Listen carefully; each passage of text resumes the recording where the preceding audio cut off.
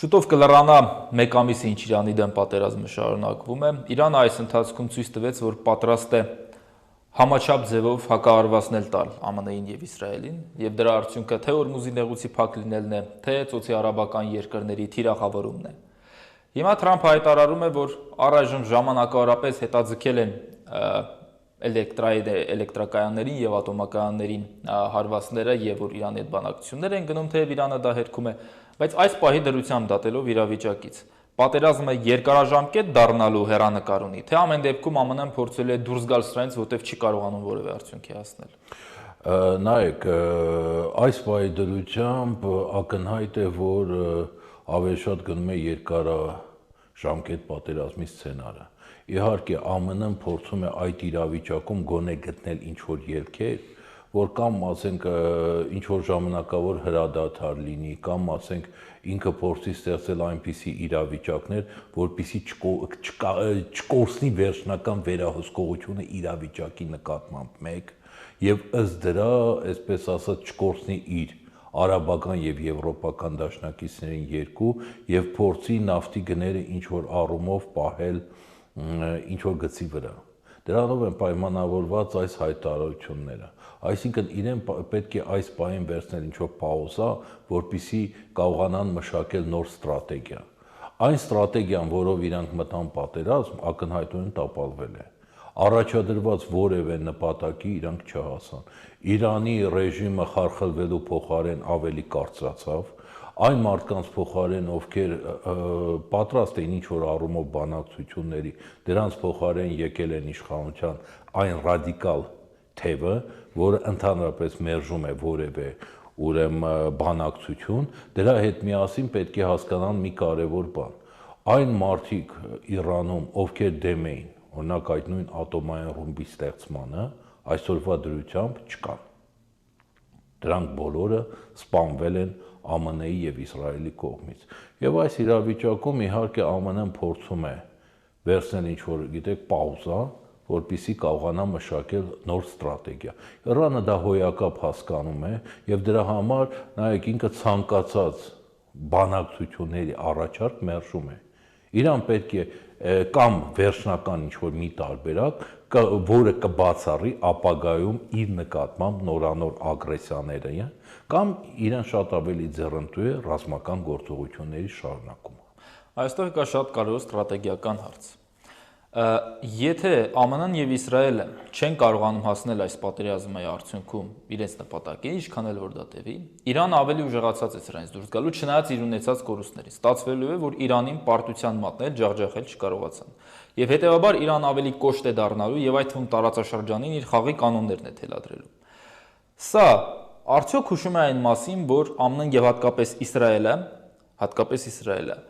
փորձելու են ոչինչի առաջ կանգ չառնել եւ գնալ անգամ ամենածայրահեղ քայլերին այս պատերազմը շարունակել, միայն թե Իրանին կարողանան տապալել, որտեւ եթե հիմա այս շանսը չօգտագործեցին եւ Իրանը ավելի հզոր դուրս եկավ, հետո գուցե Իրանի հախից գալու հնարավորություն չունենան։ Այո, դուք ճիշտ եք, որ իրանք ընդունակ են դիմել ցանկացած ծայրահեղ քայլերի։ Նայեք, գլոբալ առումով ես շատ կարճ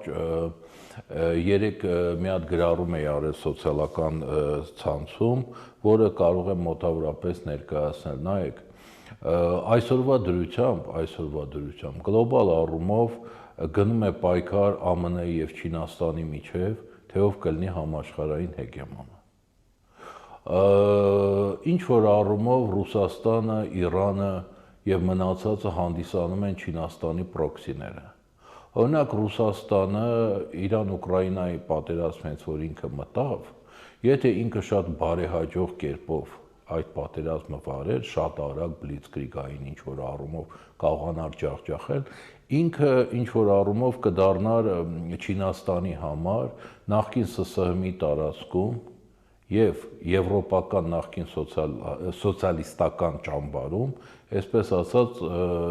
ժանդարմը։ Ուղղակի Ռուսաստանը մինչ օրս այդ պատերազմը չի կարողանում բարեհաջող ձևով ավարտել եւ չի պարտվում զուտ այն պատճառով, որ Չինաստանը այդքան օգնություն իրան տրամադրում է, որպեսզի Ռուսաստանը չպարտվի։ Եվ քանի այդ օգնությունը կա, դրանով է պայմանավորված, որ Միացյալ Արևմուտքը ամբողջ Միացյալ Արևմուտքը իրանց ռեսուրսներով չեն կարողանում Ուկրաինայի տարածքում Ռուսաստանին պարտադրել պարտություն։ Որովհետև Չինաստանի ռեսուրսները գնում են այդ ուղղությամբ դեպի Ռուսաստան։ Հիմա նույնը Իրանն է։ Եթե Իրանը կարողանա բարեհաջող կերպով այս պատերազմը ավարտվել, ինքը Մերձավոր Արևելքում դառնալու է Չինաստանի ժանդարմը։ Այսինքն Չինաստանը Մերձավոր Արևելքում ամբողջ այս տարածաշրջանում իր գործողությունները իրականացնելու է Իրանի միջոցով։ Նայեք,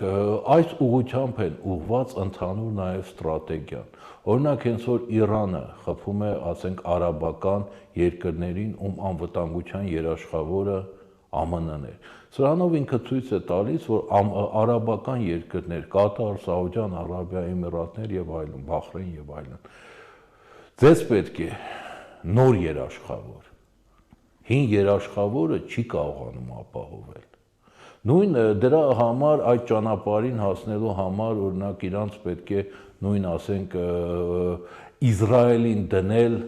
այդ ռամկաների մեջ համապատասխան։ Խոսքը չի գնում իհարկե տոտալ բնաջնջման մասին, բայց ռամկաների մեջ։ Մինչ օրս ինչ որ առումով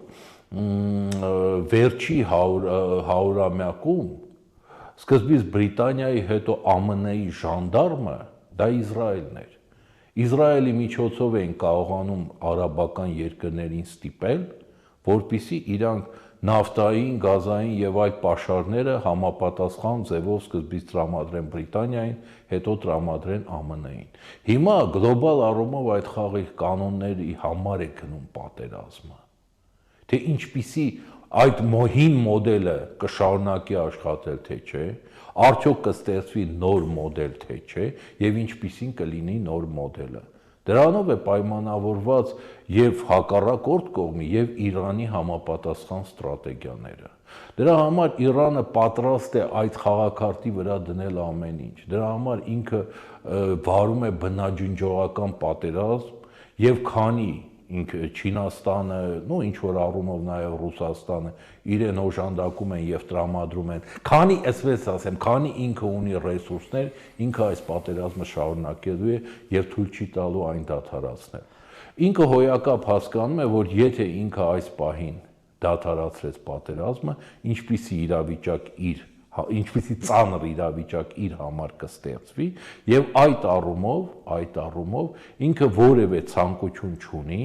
անգամ ձեր մատնանշած ԱՄՆ-ի եւ Իսրայելի ծայրահեղ քայլերի պարագայում գնալ զիջումների։ Իսկ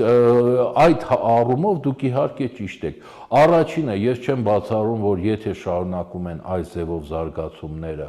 ապա կփորձեն ցամաքային առումով ինչ որ իրանական տարածք գրավել, մասնավորապես այս փուլում խոսքը գնում է Խարկի կղզու մասին, որտեղ ուրեմն կուտակված են Իրանի գազային, այսպես ասած, սպասարկման հիմնական դա կենտրոններից մեկն է, չէ՞, ուրեմն եւ չի բացառում, որ այլ տարածքներում էլ իրենք փորձեն ինչ որ այսպես ասենք դեսանտային հարվածային գործողություններ դիմել։ Սա մի փուլն է։ Ամենավերջի տարբերակ կարող է լինել նաև ոչ թե ստրատեգիական, բայց տակտիկական ատոմային զենքով հարված։ Հաշվի առեք նաև մի բան, ուրեմն Իրանը հոյակապ հասկանում է, դրանով են պայմանավորված իր քայլերի ավելի ագրեսիվ, այսպես ասած, դառնալը։ Օրինակ, ես ինչի մատնանշեցի, որ ուրեմն այն անձիկ, ովքեր օրինակ դեմ էին նույն ատոմային զենքին, Իրանում էլ չկան։ Օրինակ վերջի օրերին Իրանը խփեց 4 կիլոմետրանոց հրթիռով հնդկական օվկիանոսում ամերիկյան ռազմաբազայի ուղղությամբ։ Ուրեմն մինչ այս պատերազմը ինքը այդ հրթիռները այդ հեռավորության չի ունեցել, ակնհայտ է, որովհետև նույն այատոլաները դեմ էին, որպեսզի 2000 կիլոմետրից ավել Իրանը հրթիռներ մշակի եւ այսինքն այատոլաների դիրքորոշումը հետեւյալն էր, որ Իսրայելը դա իրանց վերջնակետն է։ Այդ այատոլաները էլ չկան։ Իրանում տեղի է ունեցել, ուրեմն, այսպես ասենք, թավշյա իշխանափոխություն, ինչ որ առումով։ Եթե ժամանակին կար այատոլաների եւ ուրեմն Իրանի հեղափոխության կորպուսը, պահապանների կորպուսը, այսօրվա դրությամբ իշխանությունը կենտրոնացված է այդ կորպուսի ձեռքում։ Եվ այդ կորպուսի ղեկավարները հակառակը ոչ միայն, այսպես ասած, դեմ չեն ատոմային կամ այլ զենքեր ունենալուն, այլ վստահ են, որ այս ժամանակահատվածում աշխատում է, հենց որ արդեն այատոլաների իշխանությունը եւ նրանց արգելքները չկան, աշխատում են այդ ուղղությամբ։ Եվ տեսեք, հաշված ժամանակի ընթացքում հայտնվում է 4000 կիլոմետր խփոխրթիռը, ոչ մեկը չի կարող բացառել, որ այս այատոլաների, ուրեմն Խոմինեի մահից հետո, Խոմինեի, Լարիջանի մահից հետո ինտենսիվ գնում են աշխատանքները այս զենքերի ստեղծման ուղղությամբ։ Այսինքն երկու կողմն էլ ավելի է իրականության մեջ փորձելու ագրեսիվացնել իր դիրքորոշումները։ ԱՄՆ-ին, Իսրայելին ընդամենը ոչ թե պետք է խաղաղություն, ընդամենը պետք է պաուզա, որտեղ առաջի փուլը պատերազմի իրանք տապալեցին, պաուզա, որպեսզի նոր ստրատեգիա մշակեն։ Իրանը փորձում է դա թույլ չտալ։